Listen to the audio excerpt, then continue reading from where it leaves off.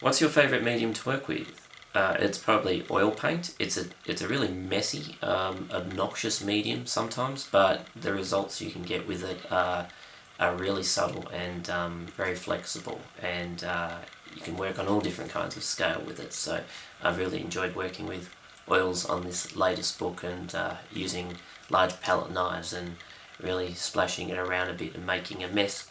What time of the day are you at your peak in relation to creativity?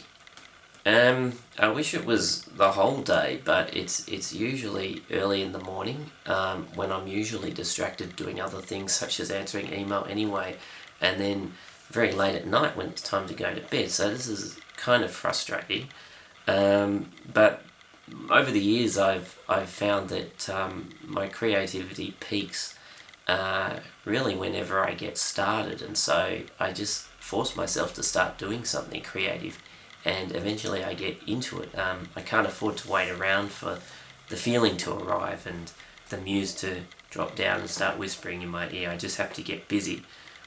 Third question, obviously the success of your work has had a major impact on your life. What aspects surprised you most?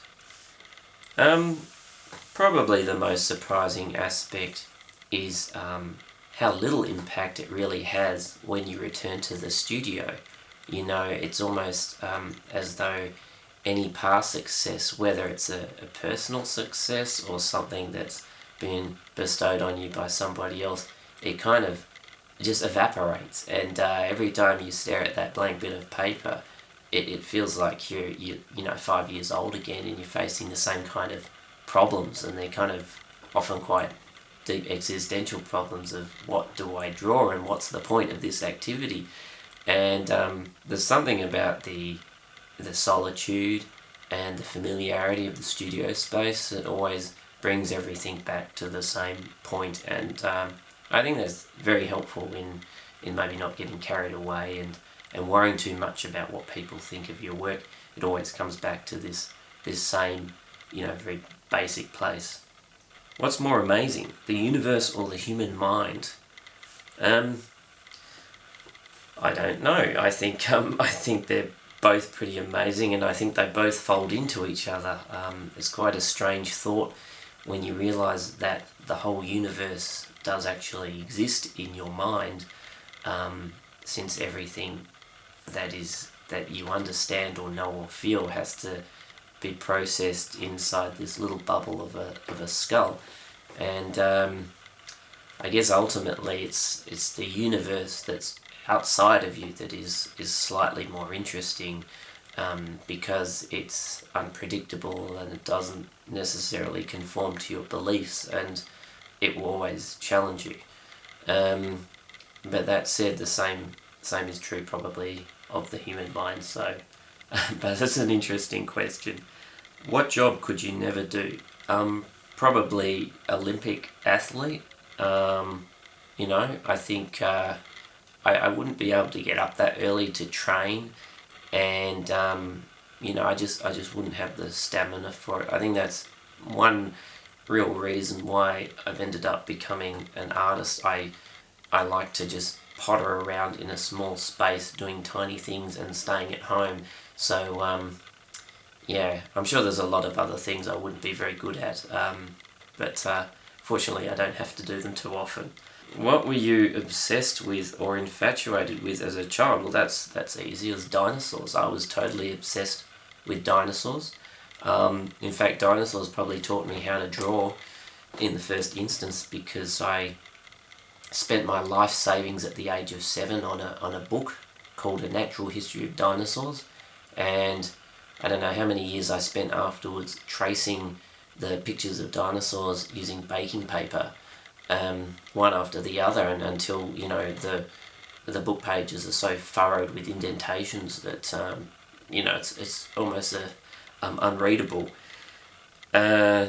So I don't know what the fascination was, but it was something to do with the fact that these creatures are so unbelievable, and yet I knew they actually existed in the same universe as me. Just happened to be on a different plane of time, and even now you probably see a lot of dinosaur-like shapes appearing again and again in the books I do as an adult, so it hasn't really passed. You have travelled quite extensively. Favourite place so far? Probably Finland, which is where my wife is from. It's the country which I've spent the most amount of time in outside of Australia. And at first it didn't have a strong impression on me, but over time I think the quietness and the different light, the seasonal changes, just sort of open up this very otherworldly universe. And I think there's also something about the Finnish imagination that I strongly identify with as very sort of quiet and inward looking and magical, as you can see in say for instance the Moomin stories of Tuve Jansson and so on. Do you have a favourite cartoon? Not really, but as a kid I got heavily into cartooning at one point, and it was largely because I came upon a Gary Larson cartoon by accident, which was a 6-year-old kid, going to school and giving a show and tell, and the teacher's introducing him and saying, little Timmy has something that he found last summer at the beach, and he's just about to get up and he has this like severed head in a jar, and I don't know what it was about this that I found so hilarious, but it really inspired me to get into cartooning, and I guess it gives you some idea of my sense of humour. Favourite book last year? Well, it's probably this one, the 10th of December, which is a series of short, very amusing stories by George Saunders, and I originally came across George Saunders as the author of The Very Persistent Gappers of Fripp, which is actually a children's book, but he's also an adult writer and writes these very peculiar stories about contemporary life in America. Very humorous, kind of disturbing, and with a very an interesting, unexpected surrealism. And he's written a lot of other collections, which I'd also recommend any short story by George Saunders. If you had to add music to Rules of Summer, which artist would you choose if you could have anyone? That's an interesting question. It's quite a pertinent question too, because I've been looking into developing Rules of Summer as an app, so not exactly like the print book, but something that can be viewed in an electronic media and allows you to zoom in and out of the details of oil paintings. And at the moment it's opened up this issue of adding music to the illustrations, and I've worked with a number of different composers in the past, and in each case I haven't really known beforehand much about their work, and so it's been quite an unexpected process. I'm very open to multiple musical interpretations, and I wouldn't want to kind of prejudice it by having any particular opinion.